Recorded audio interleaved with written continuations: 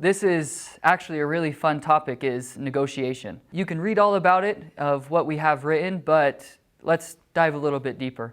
The first one that I want to point out is principle negotiation. This is basically taking all emotion out of the way that you negotiate. A lot of people ask, oh, how do you do that? The way to do that is basing your negotiation tactic on numbers. That sounds kind of boring when you think about it, but picture this. You walk up and have a job interview.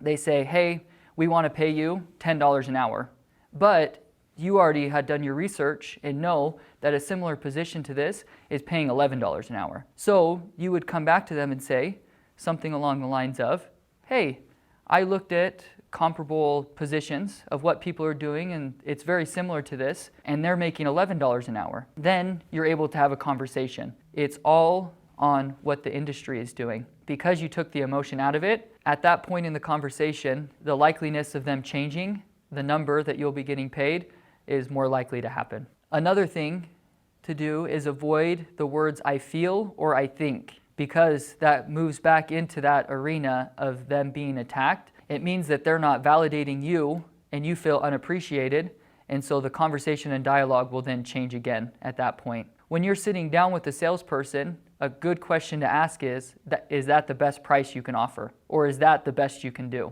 In the back of their mind, they will contemplate really if it is the best they can do. If you understand what your alternatives are, then you don't have to feel like you need to make the decision now. You can walk away. That's a huge tactic that you need to realize in negotiation, is the ability to walk away. As you're asking that salesperson, they'll go back and ask their manager, or they will say, you know, I actually can do a better price for you.